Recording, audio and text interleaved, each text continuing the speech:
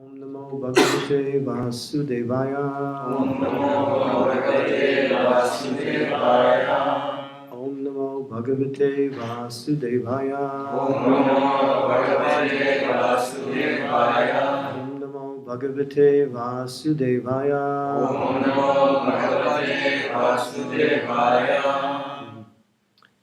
Nama Om Vishnu Padaya Krishna Prastaya Bhutale Srimati Bhakti Vedanta Swami Iti Namine Namaste Saraswati Devi Gauravani Pracharine Nirvisesa Sunyavadi Pastyatya Desatarine Sri Krishna Chaitanya Prabhu Nityananda Sri Advaita Gadadhar Srivasadi Gaura Bhaktivinoda Hare Krishna, Krishna Krishna, Hare Hare, Hare Rama, Rama Rama, Hare Hare. So, in the Srimad Bhagavatam, in the 7th canto, 5th chapter, Prahlad Maharaj, responding to his father's taunts and harassments, mentions the 9 processes of devotional service: Shravanam, Kirtanam, Smartam, Archanam, Padasevanam, Vandanam, Dasyam, Sakyam, Atman, Nivedanam. 9 processes of devotional service. And Bhakti, it consists of execution of devotional service according to the, directions of the Shastras and the directions of the spiritual teachers, especially the founder Acharya, His Divine Grace Srila Prabhupada. So in that explanation, there are ways to execute devotional service, and they're divided into 9 different categories. And the basis of all the processes, as mentioned by Srila Prabhupada, is to hear about Krishna, to hear what to chant about Krishna, to hear and chant so we can remember about Krishna, to offer wonderful prayers to Krishna according to the Shastra directions on how to offer prayers, and also offering individual prayers which are in line with our desire to serve the Lord and to purify our hearts of material desires. To worship the Lord according to the Pancharatriki Vidi system, the Archana Vigraha, to worship the Lord in this form as a deity. And Srila Prabhupada also gave us that process in a very, detailed way. And serving the lotus feet of the Lord, as done by Lakshmi Devi in her service to Lord Narayan.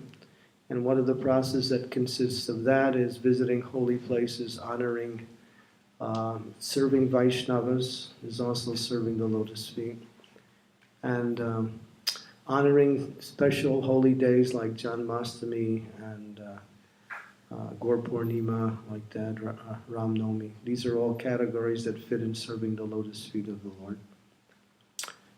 Becoming a friend to the Lord, carrying out the Lord's instructions, that's in the mood of Hanuman, just serving and doing whatever is required according to the directions of the spiritual teachers. And becoming a friend of the Lord, and ultimately to surrender one's life completely in service to the Lord, as was done by Bali Maharaj. So these 9 processes are the complete foundation or the way to execute devotional service. And both in the Chaitanya Bhagavat and also in Srimad Bhagavatam, there is an indication that must be followed carefully, that one must execute the Yuga Dharma along with the other 8 processes of devotional service. And the Yuga Dharma is to chant the Hare Krishna Mahamantra. Hare Krishna, Krishna Krishna, Hare Hare. Hare Rama, Rama Rama, Hare Hare.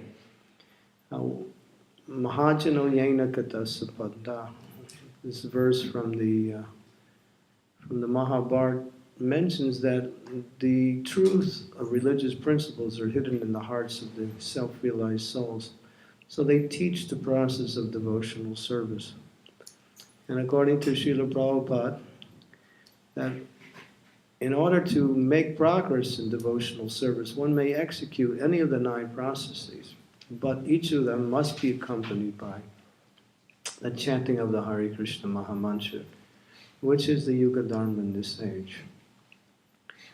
I had an interesting experience in my own travels. I was going to Germany at one point, and I was called in by the temple president of one temple in Germany, and he had some concern. And the concern was that he had a very, what we say, dedicated pujari, who was always on time and very nicely worshiping the deity and decorating the deity very nicely, and even did extra service. But this particular devotee didn't chant. And the rationalization from this devotee was that there are 9 processes, and this is the one that I'm absorbed in, so according to Shastra, I'm following Shastra. Therefore, it's not necessary to follow all of them. I want to follow this one, and I'm attached to serving the deities. And so he asked my opinion. And so I answered, I said, well, according to Prabhupada's statements, that one must chant the Hare Krishna Mahamantra, which accompanies all of the other processes of devotional service. And I said, I feel that this person will not be able to last in their service. They may be very, what we say, exemplary and very enthusiastic now, but as time goes on, unless they chant and consider the chanting as a principle of their whatever else they do, their service will go down. And it wasn't long after that I got a letter from that temple president and said, I tried, but the person wouldn't change. So I let them continue, and then eventually they gradually stopped their service. Because one cannot, what we say, circumvent the instructions of the spiritual master and expect to get the results, especially when one is directly instructed by authorities in that regard. So one must chant the Hare Krishna Mahamantra. When we hear about Krishna, we chant about Krishna, we remember about Krishna. We worship Krishna in different ways, and all these processes are mentioned in the Shastras and exemplified by certain personalities. For instance, hearing was done by Maharaj Parikshit, which he listened to the Srimad Bhagavatam recited by Sukadeva Goswami without breaking for 7 full days. Didn't even consider his bodily needs such as eating or drinking or sleeping. He simply was absorbed in hearing the glories of the Lord.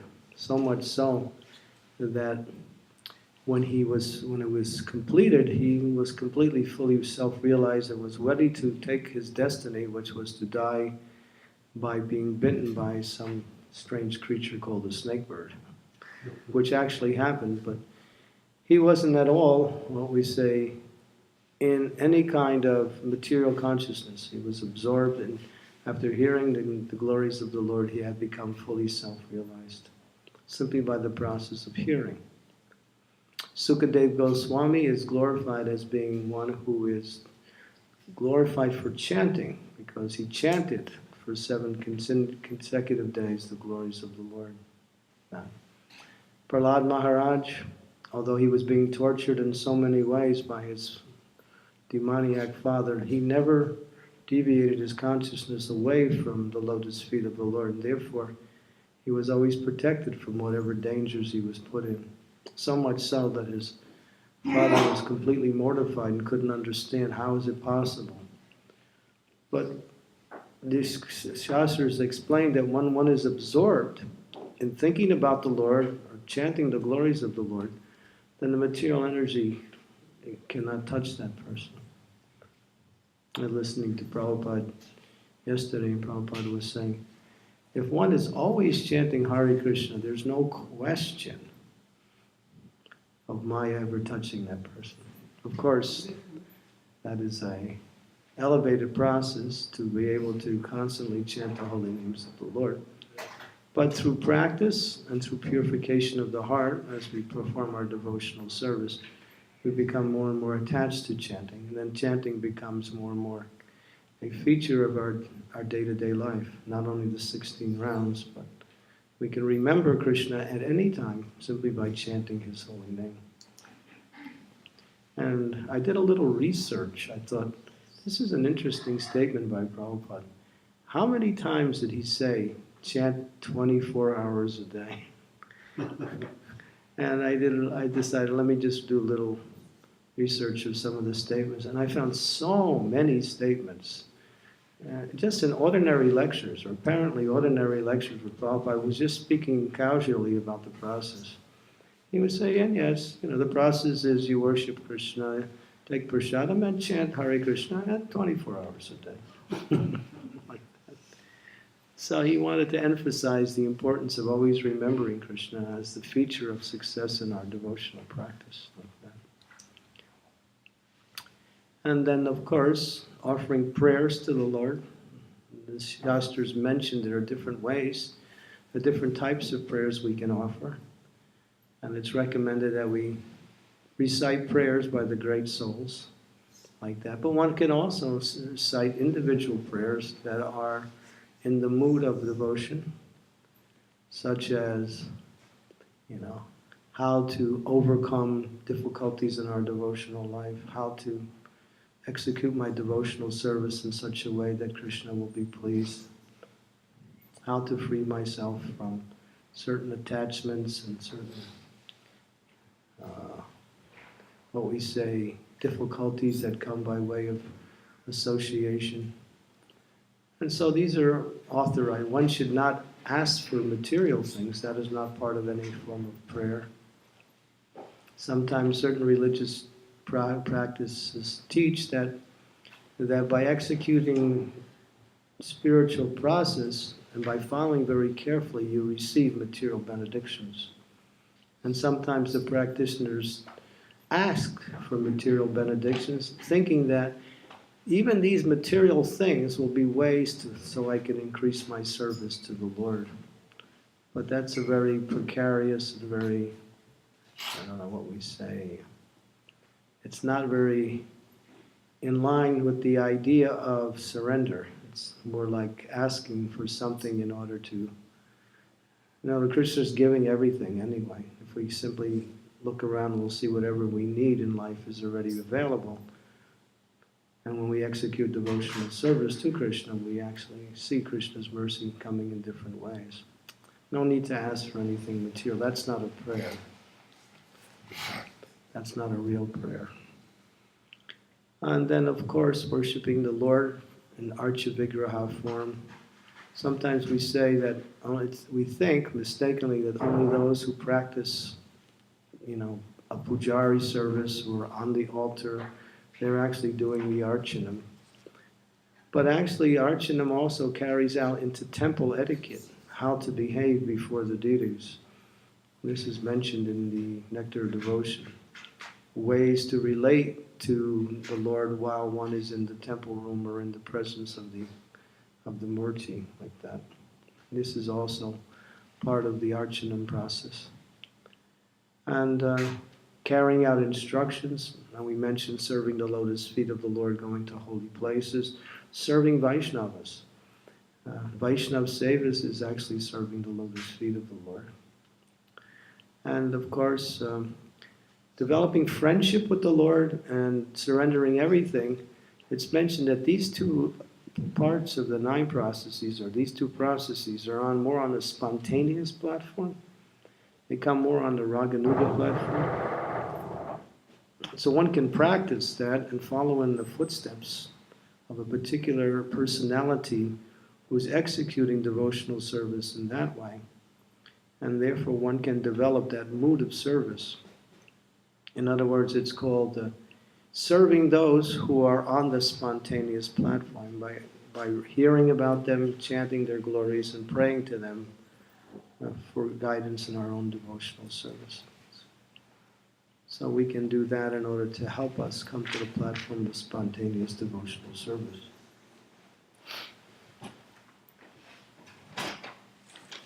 And the last one, of course, is surrendering everything to the Lord. The process of surrendering everything to the Lord means whatever I have belongs to God. And therefore my time, my energy, my resources, my intelligence. Bali Maharaj was the example. He was the king of the world, but he surrendered everything to the lotus feet of the Lord and became glorious as one of the Mahajans, although he was a demon. He was a demon, but because he had got the association of the Lord and got the opportunity to surrender everything, he took advantage of that and became not only free from his demoniac propensities, but he was able to get the opportunity to have his own planet where the Lord was the doorkeeper. That's nicely described in the 8th canto of Srimad Bhagavatam in the story of Vamanadev. So these are the 9 processes of devotional service. Now, I'd also like to speak on Srila Rupa Goswami's verse from the Upadeshamrita, the 6 loving exchanges between Vaishnavas. This is a very important principle. What are the 6 loving exchanges between devotees? One is to speak one's confidential thoughts, and the other one is to hear another's confidential thoughts. Another one is to give gifts, and the second is to receive gifts, and the last one is to give Purshottam and to receive Purshottam. So these are the 6 loving exchanges. And Srila Prabhupada writes something interesting. It's quite a powerful statement. He mentions in the purport of that verse that we have established this ISKCON society in order to facilitate these 6 loving exchanges between devotees. So that's the purpose of these temples. The purpose of the temples is not simply only to come and see the deities. The purpose of the temples are educational institutions where we learn about the process of devotional service and at the same time associate with other devotees.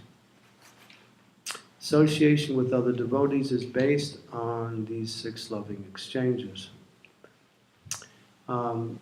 It can be extended to a broader definition, such as speaking confidential thoughts. One may speak about the glories of the Lord, and one may hear the glories of the Lord. That is a loving exchange between devotees. Giving gifts, we do that. We give gifts to Krishna. Actually, in India, the culture is that when you go to a temple, you should always bring a gift for the deity. A piece of fruit, a donation, something. When you come to see the Lord, you always offer something, some gift like that. That's the culture. So doing that amongst devotees kind of makes a nicer relationship between the devotees giving gifts. This is the Christmas season, right? And the stores are full of junk, anyway. Which they call, presents for your friends, It has become so commercialized and so, overshadowed with economic interest that the actual spirit has been drowned out. But the spirit is really wonderful, to give gifts to each other. And in spiritual circles, that bonds a relationship between 2 devotees. To give a gift, sometimes just like we know birthdays are like another way of saying, welcome to the material world. When you have your birthday, right, your karma cashes in and here you got a body, right? So from the spiritual point of view, to take birth is not very good. But still, we honor others by saying, happy birthday. Right? We say we welcome and we honor a person on the day of their birth. So we use that as an opportunity to give gifts. So, and what does that do? That endears the gift giver to the person and vice versa. So giving gifts is a very important part of devotional life. For instance, I remember someone gave me a picture that I really liked. It was a very wonderful picture of Lord Nrsingadev in Sridham Mayapur. And I had never seen this particular picture, and it was very mystical, extremely mystical picture. And so I thanked the devotee, and I kept the picture. And then I remember after a while, I couldn't find the picture. So I was looking all over for it, and looking, trying to find that picture. And I couldn't find it. So I gave up looking. And then I think a couple years later, I just happened to take a book from my shelf, and I opened it up, and there was the picture in the book. And what that did, immediately when I saw the picture, I was happy to see it, but I thought of the devotee who gave me the picture. So immediately there was that thought of that devotee, and bringing back that experience of someone giving you a gift and receiving a gift, and you just start thinking, in nice thoughts towards that devotee. So giving gifts, everyone does that, and so we should do that in a regular way. Can I put you on the spot? Nobody's raising their hand. Do you like to get put on the spot? How many of you like to get put on the spot? Raise your hand. How many don't like to get put on the spot? How many of you don't like to raise your hand?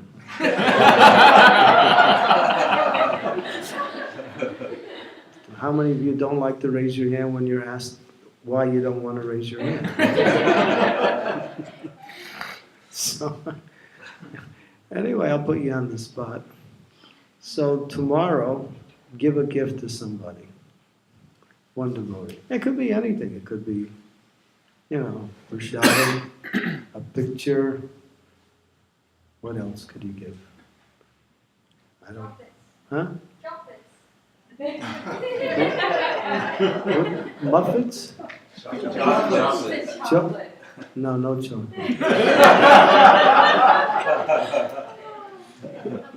I will not go into the reasons why. No chocolate. You can give a flower. Or a glass of water. Something. It's nice. Give a gift to the devotee tomorrow. And so giving gifts actually, Prabhupada, throughout his books, understands that this Krishna consciousness movement is like developing a spiritual family. And it's not like a bunch of strangers come together and we just look at each other like, who are you? And then we go home, We should make friends with the devotees. Just come up and say, my name is this. What's your name? And actually develop some friendship. Even if it's simple and very ordinary, to get to know each other, and then we get to appreciate each other, and then when we worship together, it becomes more like a family mood, like that. So that's there. And Prabhupada said, we're like a family. And there are, Krishna is our father, and the spiritual master is like the uncle. And we're all like brothers and sisters. That's the idea, really. Because to go back home, back to Godhead, means to actually be in a mood of peace with every living entity. One should have no ill feelings towards anyone. And that's the qualification for going back to Godhead. So in opening up one's heart, we start to appreciate others, and we also start to appreciate ourselves more. So giving gifts is a way to do that. I think even the materialists, they even make games of giving gifts just to get to know each other. Like, give a gift to somebody and just to find out who got your gift, They put a whole bunch of gifts and then they I don't know, some game they play, and then you get a gift and it's from somebody you don't even know. And then all of a sudden, you get to know the person after a while, after you get the gift. So giving gifts is like part of Krishna consciousness. And the last one is giving Purshottam and accepting Purshottam. Now this is interesting because Purshottam is actually Krishna. So when you're giving Purshottam, you're giving someone Krishna. And when you're accepting Purshottam, you're accepting Krishna. So Srila Prabhupada was asked, Prabhupada, some devotees like to eat Purshottam and some devotees like to serve Purshottam. Which is better? Prabhupada said, they're both the same. Because one is giving Purshottam, one is receiving Purshottam. So the medium is Krishna, which is Krishna in the form of transcendental foodstuffs. So that's one of them. This one very nice, wonderful devotee in Denver, Colorado, Mother Nidra. She's a senior Prabhupada devotee. Wherever she goes, she carries books and Mahaprashadam. And whoever she meets, she'll give them either Mahaprashadam or a book, something. No matter who it is. She'll just make friends with everybody. And here's some nice food from God. Something. And so that's one way, carrying Mahaprashadam with you, giving it. Like that. And Prabhupada would always have Mahaprashadam in his rooms wherever he was. When devotees would come, he would distribute Prashadam to devotees like that. And he also said that no one should come into our temple without getting Prashadam. It's the duty of the temple to make sure that all guests at least get something, even if it's only one sweet ball. They should always get Prashadam. Prabhupada would ask if when someone was leaving, Prabhupada said, did they get Purshottam? He would always ask, did they get Purshottam? Make sure they get Purshottam. So that's one of the loving exchanges between Vaishnavas, is to give Purshottam and to receive Purshottam. And sometimes we also say revealing one's mind to another. That can be understood in different ways, but revealing one's mind is not about telling everybody your problems. Because you're dumping your garbage on them. It's about explaining, what you're experiencing in devotional life, and maybe you get a clarification on how to practice devotional service better. And sometimes it could be problem solving, where you might have some difficulty, in some situation you need some advice, and you find someone who you can trust, someone who's qualified to answer your questions or your inquiries, and that's a loving exchange like that. So these are the things that make up Krishna consciousness, and we have to practice that. It's not a matter of just letting it happen. It won't happen unless we practice it. We actually have to practice that. And as we do that, we'll find that as we get to know each other in devotional service, our relationship with Krishna becomes more natural. It becomes more natural. Some devotees are shy, and that's nice, but you can always do something. You can always do something. Some devotees are very shy, or some are more extroverted, some are more introverted, and some are inverted, trying to get out of their version. Well, we have to come out of your shell. There's other people around. Really? It's nice to get to know devotees like that. As Krishna says in the 12th chapter of Bhagavad Gita, the one who is friendly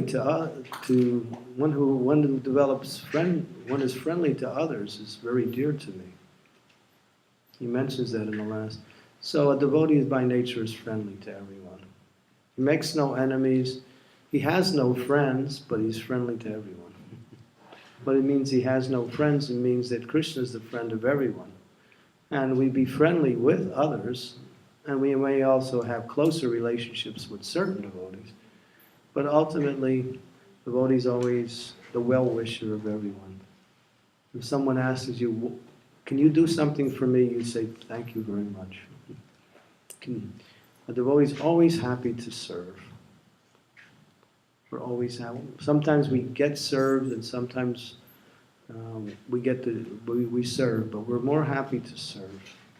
It's more happy. It's more fun, to put it in a very simple way, to serve than to be served, because that's our nature, to want to serve.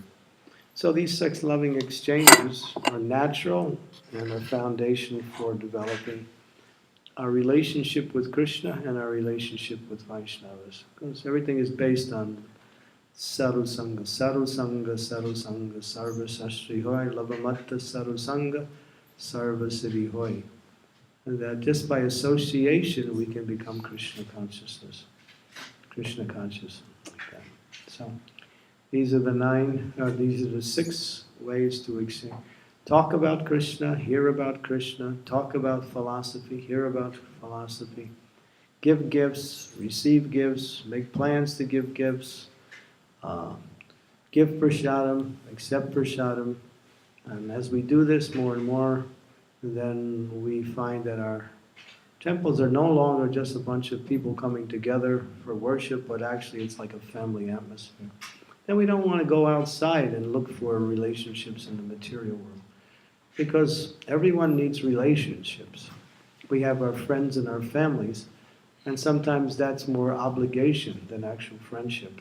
But on the spiritual platform, when we make friends with devotees, the foundation is based on our relationship with Krishna, which is the only basis of any relationship, because Krishna is there in everything. We create these temporary relationships in this material world with our friends and our family members and our society in order to facilitate the needs of the body. But that disappears after some time, and even changes while we're still in this body. That's temporary, and usually is fraught with a lot of difficulties. But when we make friendships with devotees, we're actually practicing Krishna consciousness. So these are ways to facilitate that friendship by giving gifts and talking confidentially and exchanging Purshottam like that. Okay, and the last thing was the 5 rasas, right? Shanta, Dasya, Sakya, Vatsalya, Madhurya. Okay, that's that topic. There's the 5 rasas. So the basic principle of all the rasas is dasya, to serve. We can make friendships with Krishna, become Krishna's parent, become Krishna's child, and have loving relationships on a paramour level with Krishna. But these things develop through the process of dasya, service to the Lord. So in the beginning, we simply execute our devotional service under the guidance of the spiritual master. And as we make progress, we start to learn what is our relationship with Krishna in the spiritual world, based on these different rasa. Rasa has no English equivalent in terms of definition. The best possible word is mellow. Mellow. If you were to translate the word rasa, it means mellow. Mellow means sweet mood. What is the sweet mood of my relationship with Krishna? That's the word mellow, more or less. That's the closest we can get to a definition. But it really means the internal nature of my relationship with Krishna, based on devotional service, like that. So, and dasya is there, and one can come to the platform of serving Krishna as a cowherd boy, as a parent, and as a lover. But these things develop in the higher stages of bhakti as we practice the mood of dasya, to serve. The more we serve, the more Krishna reveals to us our nature in the spiritual world. But that's on the higher platform. But we can read about the cowherd boys and how they're serving Krishna and playing with Krishna, having wonderful games with Krishna. We can read about Krishna's parents and how they take care of Krishna. We can read about the gopis' love for Krishna. And we can aspire to follow in the footsteps of these great souls by praying to them and hearing about their pastimes, and also trying to not imitate, because if you imitate, that's pretense, and it also is offensive. But one should simply glorify those who are serving in a certain way that we're attracted to. We may be attracted to Krishna, to serve Krishna in different ways. But one should follow the process given by the acharyas and work under the guidance of the spiritual masters in executing our devotional service like that. But in a more specific way, it's up to the temple leaders and the spiritual masters to engage the devotees according to how best they can make advancement in devotional service. This is really important to understand. That's the responsibility to make sure that a person is not only engaged in devotional service, but they're engaged in such a way that they're making progress in their devotional service. Sometimes a person is engaged in such a way that is not according to their nature, and because they're not able to follow a different type of nature, they may also find it devotional service difficult. You know, a person may be very learned in philosophy, and that's very nice, but if you don't give them a chance to express that and to develop that, then after a while they will feel unhappy in their process of devotional service. So it's up to the spiritual master and the temple leaders to very carefully observe those that are working under them and see how best they can make advancement. Filling in the needs of the temple is secondary. Engaging the devotees according to how they can make progress is primary. So we have to balance those two things in such a way that they don't conflict with each other. They can complement each other. But at the same time, the most important thing is how a devotee can make progress like that. To be engaged according to how best they can make progress. Okay, any questions? So I covered all three topics. I tried to, in a very, concise way. So any comments, questions on 6 loving exchanges, the 5 rasas, the 9 processes of devotional service? Yes, Bhaktivik. What about inquiring submissively from a spiritual master? Isn't that also part of it? That's also what? Part of the 6 processes of devotional service. Inquiring submissively? Well, that's a principle of all the processes of devotional service. Nothing specifically. Tad vidi pratipatena paripasyena sevaya upadekshanti te jnanam jnaninam tattva-darshanam. Krishna says in Gita that one should inquire submissively with a desire to render service. So without submission inquiry, one cannot be, get the mercy of the spiritual master. So, yeah, that's for all the processes. That's not for one's particular type. That's the foundation of devotion. How can I serve? How can I make advancement? Yes.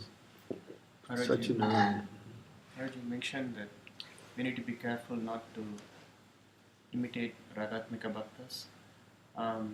So what, in higher level, so what should be the practical way we should do? Should we just glorify them? Yeah, you glorify them, you hear about them, you try to understand their mood of devotional service, you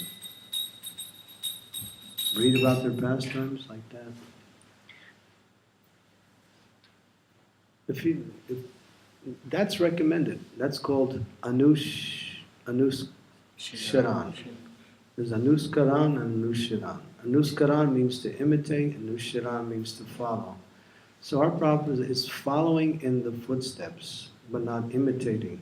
If you imitate, that's pretense, and it's probably a way to actually destroy your devotional service. Sometimes people want to imitate devotees on a higher platform, but they're not on the higher platform, and therefore it's all external. So one should practice devotional service and learn the 9 processes, the 9 stages of devotional service. I think we'll talk about this next week. What stage of bhakti am I on? There are nine platforms.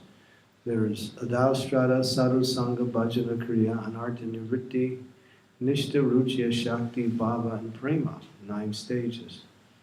So when we come in, we have come preliminary faith, and then Sadhu Sangha, that's association with devotees. When we associate with devotees, we develop a taste for devotional service. And then when we develop a taste, one becomes serious and wants to take initiation or find shelter of a bona fide spiritual master. That's the third process. That's called Bhajana Kriya. And then through the guidance of a spiritual master, one starts to free themselves from unwanted material desires. And that's the stage of Anartha Nivritti. So we have to know what level we're practicing devotional service. So we know how to practice and how to go to the next stage like that. So that's mentioned in the Shastras like that. So most of us, we're aspiring to understand more and how to become what we say fixed in our own devotional service. But eventually one has to come to the point of taking shelter of Krishna's representative. Taking shelter of Krishna means taking shelter of Krishna's representative. You can't take shelter of Krishna without taking shelter of Krishna's representative. Because Krishna gives us the process that taking shelter of me means to take shelter of those who are representing me.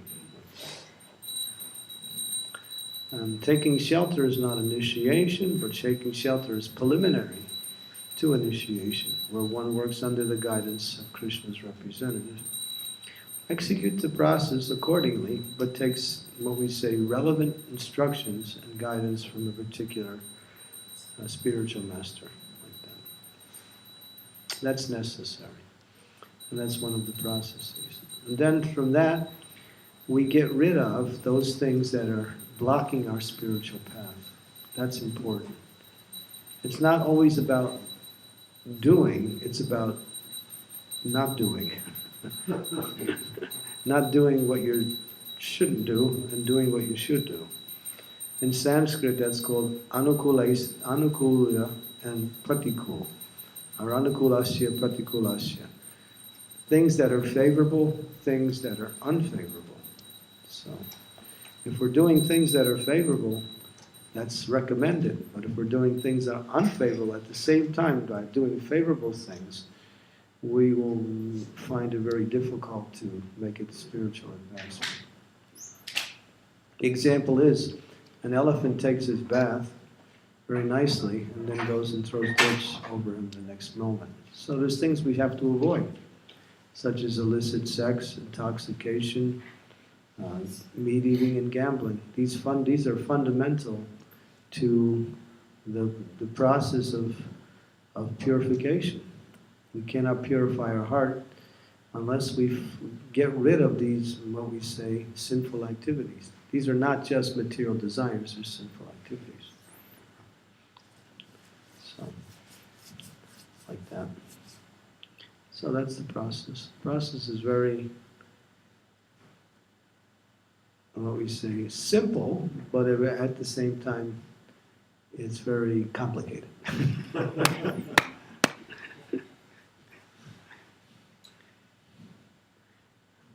Do this, but don't do this.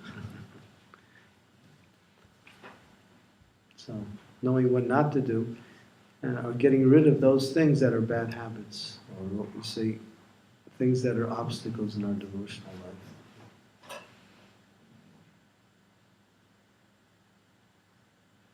So these are some of the... So following in the footsteps, you can't imitate. Imitate is pretense.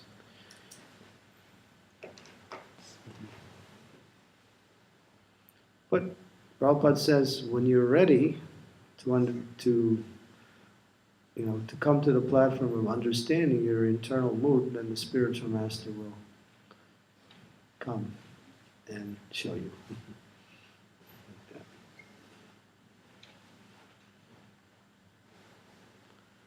Anything else? Any other questions? Anastasia? Raj, I feel like gift exchanges is lacking in communities. How can we encourage devotees to give gifts to each other? I did. I said, I'll put you on the spot. Tomorrow everybody has to give a gift. Is it okay, like, Marge, how you mentioned people doing the little games of, it's called like Secret Santa, devotees do something like that to get to know each other and like... Whatever it takes. Well, we can't get too much into the Right. something that is not too spiritual. One of the ways to really bind with each other is to worship together. When you chant together, when you pray together, when you worship together, when you take Purshottam together, when you do spiritual activities together, that's the best and most recommended way. And these other things, that the 6 loving exchanges can be, done within that context. But if we just do these giving gifts, but we don't chant together and don't worship together and don't discuss, it really won't develop very much. Practice, that's all.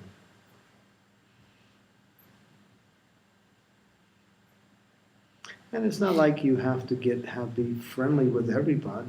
You shouldn't have any ill feelings towards anyone. That's natural. But you should always have certain persons you can talk to and share Krishna consciousness with. And not just your wife or husband, but someone else outside of that. That's there too. Yeah. So I think there's an old saying, just do it. Just do it. Yes. You mentioned that just giving gifts is not enough. It has to be That's part of it. serving. Well, the first part is we in the temple residence, we have this secret Santa thing going on before our Christmas. We have all the devotees put their names in a hat, so we speak, and take out 14 names. That's just for the temple residence. It's nice. The flip side of that is you were saying how it has to be that augments worshiping, serving together. That's the main worship thing. consciousness together. Man, that's the main thing. That's, I find, to be difficult to inspire both myself and others to worship, serve together in that. What do you think is the problem, or what do you think causes the difficulty? Primarily me, because I find myself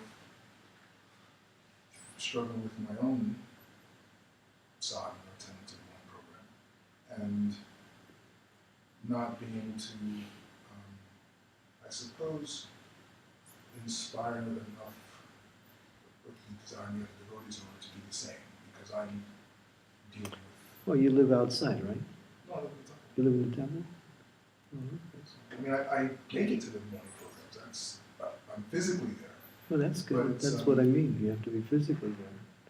But then I don't have the time to, as a Gurukul teacher, it was very easy to inspire, of course, children. But it was very easy because my service was to inspire kids, teenagers, to get involved in their devotional life. Very easy. I have no problem with that. But because my service in the temple is different from being an ashram teacher, it requires some of the skills of an ashram teacher, but because I'm saddled with administration, and I don't have the time or the inclination to do the necessary part, like you mentioned, inspiring the devotees. So I find myself, so that's primarily it's a problem, my inability. Sounds like a managerial problem. Yeah, that's putting it. Yeah, you need a second manager. Somebody who can assist you in doing what you're doing. Yeah. Then you can do more and do those things that you say you can't do. Yeah, then it's always a feature of struggle to see how to balance our sadhana with our material, with our service, and being in a position of leadership, how to inspire others. Therefore, I think a management system that facilitates these things is conducive to getting the job done. So you have to see who can take on more responsibility. And for the devotees in general, Prabhupada says, you make advancement in spiritual life by how much you take on responsibility. So it's not like you have to take more than you can handle. But you should always think, what else can I do?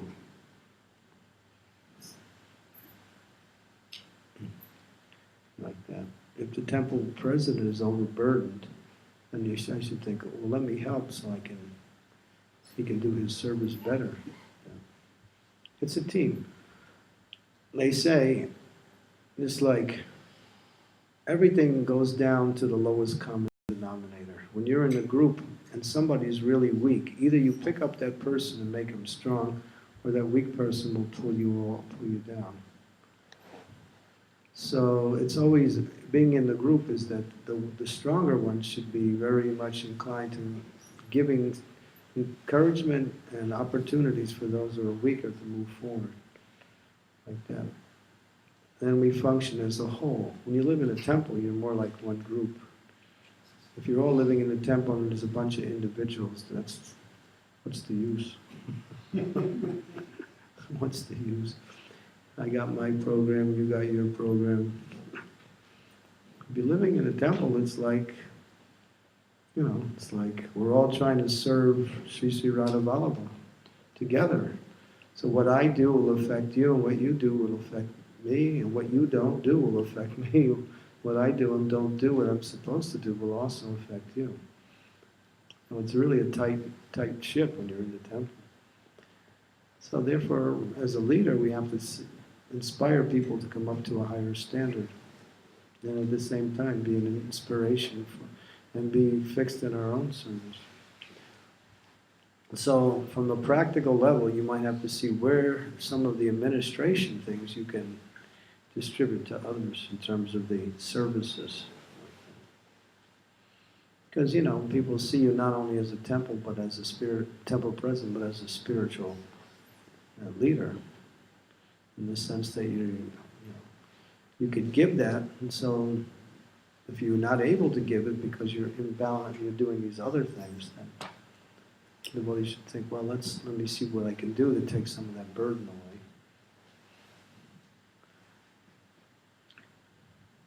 Yes?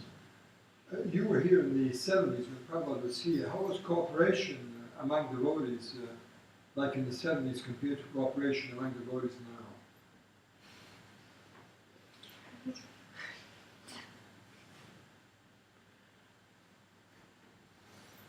I can't really answer that question completely, but I can give you a theoretical response. Our movement's grown. Before it was a temple-based movement. 99.9% of the persons in the movement when Prabhupada here was living in the temples.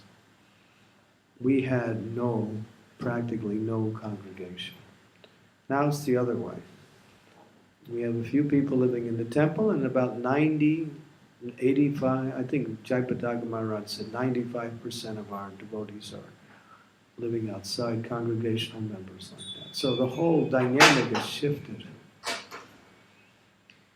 And because it was such a temple-based movement, there was a lot of cooperation and enthusiasm, because everyone was so closely connected to each other in the service. Now we're not so much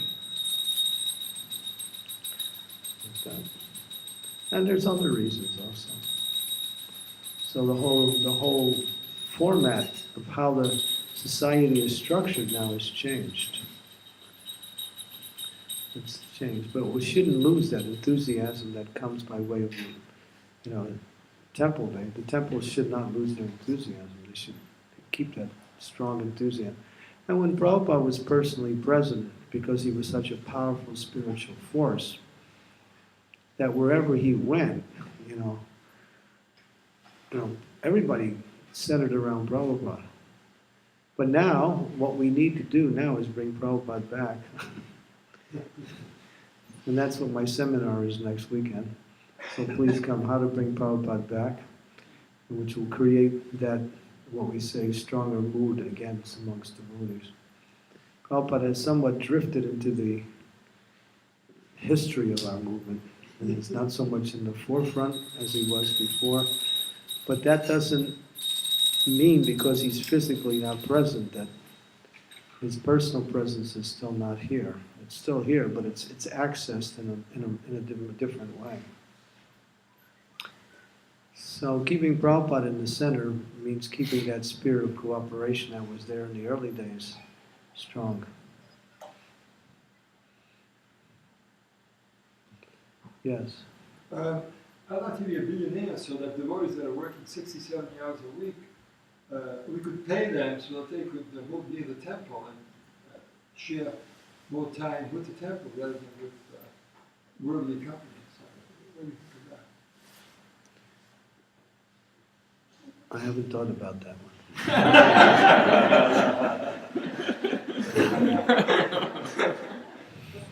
And I don't know if I want to.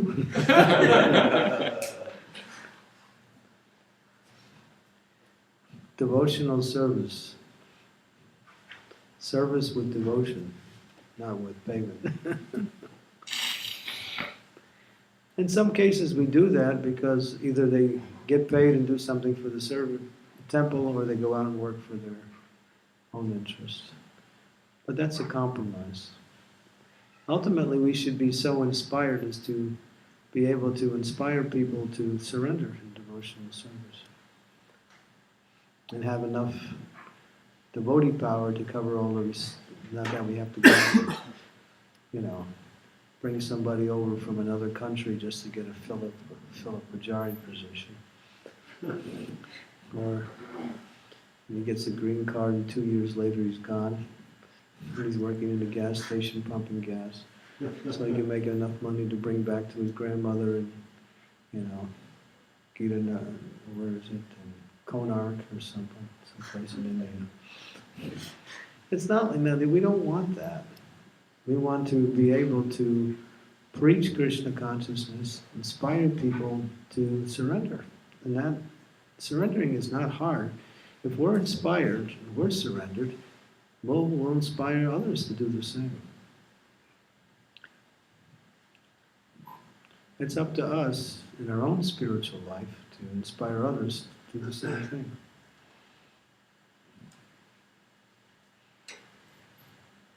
Any other questions? Jivikram, you have a question? I have a sort of strange question. I've been hit with many strange ones. Why do you shave your head? Because it's cool, man.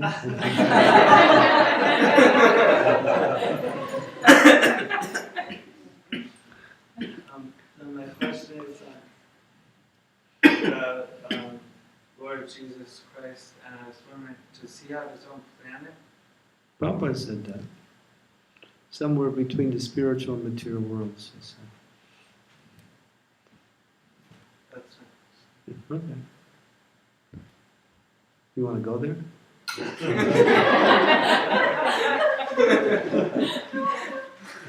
Easy journey to other planets.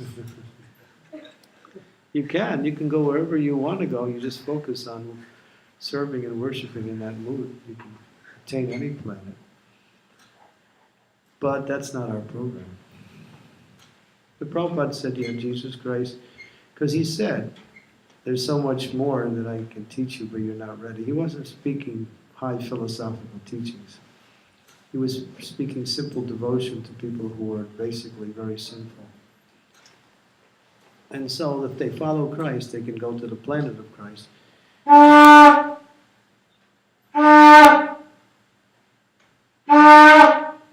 Somebody's got a cold? It's okay.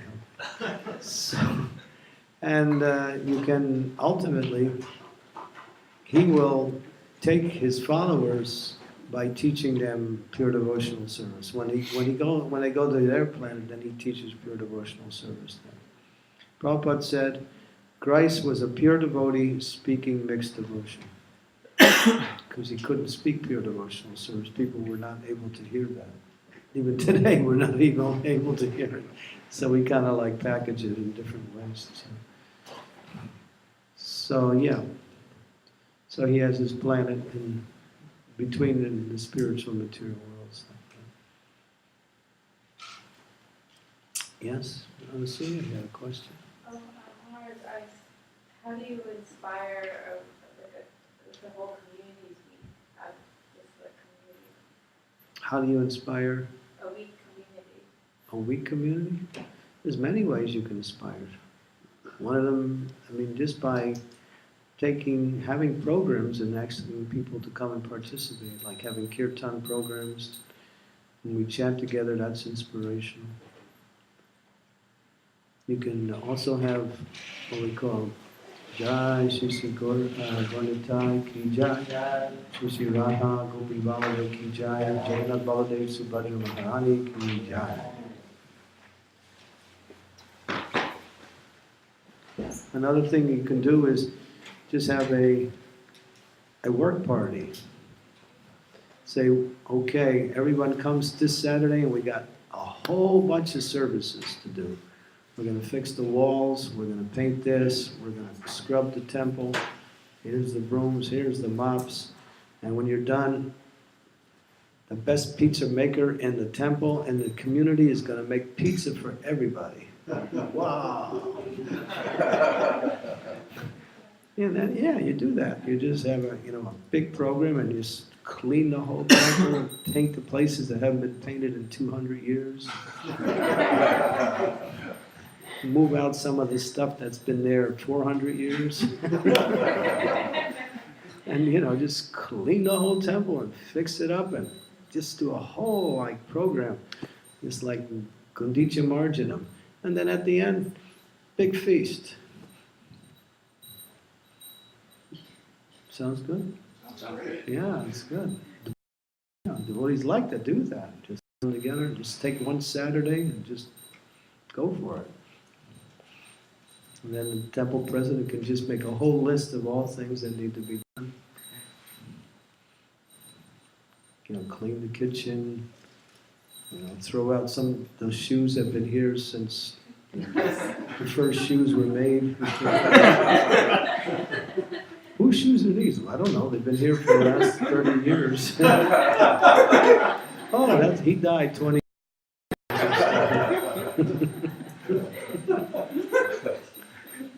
So, we just let things kind of pile up sometimes. So you paint the walls, that need to be painted, clean the corners that nobody ever went into. It's a big place. Just do the whole Maha cleanup, repair, restructure, refinish. And then after you do it 1 week, you'll think, let's do it again next Saturday. That's the way to get devotees together, just like a big service program. And then you have to have a big pizza party. Not only pizza, you can have ice cream too. Really. This is what makes devotees happy, just serving together and having nice Purshottam at the end. That's Krishna conscious. It's not ordinary. That's one way. Yeah. Anything else? Other ways to bring devotees together, have kirtan programs, have seminar programs. We need to kind of do some different things, like just churn the ideas of what can we do as a group. You can have, you can do study groups, they're already doing that. You can have more of them. Here you have the Prabhupada Festival. That's really nice, bringing devotees together. That's a wonderful program. and other things.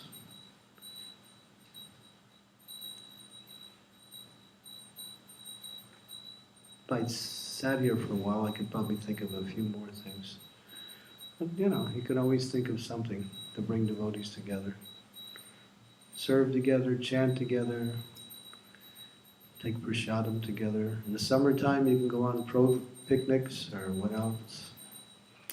Go on yatras together. I know in some temples, the senior devotees organize a yatra and invite as many people. This year we went on a boat. Yeah, and Bhakti Charu Maharaj decided to have a boat festival in London. And so for nine days we were on the ocean. 250 devotees came from the Bhaktivedanta Manor congregation. And Radhanath Maharaj came, and Bhakti Purshottam Maharaj, and Sachinandana Maharaj came. Who else? Bhakti Charu Maharaj, Yadubar Prabhu, Malati. And we just were on the ocean. And we stopped in different places and had Harinam. In France, in Spain, in Amsterdam. And we just went from port to port doing Harinam. 250 devotees, 300 devotees doing Harinam. Like that. So, devotees loved it. It was fun. Everybody got together. So we do these different things just to kind of bring devotees together in different ways.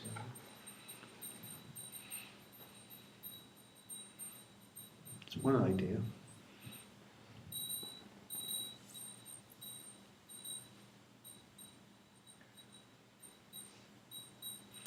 Okay, anything else? Thank you. Srila Prabhupada ki jai. A quick announcement. Tomorrow, Friday night, we're having Friday night kirtan. Maharaj will be here along with Narendra Maharaj as well. Friday night kirtan. The program starts at 7 with Sunday Arctic, of course. And we'll have kirtan until we drop. So the rest of the evening. So that's tomorrow, Friday night. And the Saturday morning, it's our second Saturday of the month. We will have Saturday morning program. Candramauli Swami will be here for that. Narendra Maharaj will be here as well. Candramauli Swami will be giving the Srimad Bhagavatam class Saturday morning. So here for that. We'll have breakfast for you thereafter. So Friday night kirtan tomorrow, and Saturday morning program as well. Everyone should think, what service can I do? Don't let the devotees do all this service and you just come. Come and do some service. Wash some pots. Clean some bathrooms. Get involved. You have to paint the lobby if you want to help with that. It's fun. And the thing is, you're doing it for Krishna. It's devotional service. And Krishna really appreciates any service. Make this your temple. It's not our temple, it's your temple. Where the people who are here are like caretakers. They just take care of it, but they're inviting everyone to take part in the temple. That's all. So come and participate. Right? You can do different things. Serve out Purshottam. Devotees can cut vegetables, right? In the kitchen, like that. Many things, right? So, anybody has some skills, like if you're an accountant, you can do some accounting work for the temple. If you're a doctor, you can offer your services to the devotees when they get sick. You can give some free service. Or if you're a lawyer, you may also give some legal advice when needed. Anything, whatever your skill is, just think. I can use it to serve Krishna. I can use it to serve the devotees.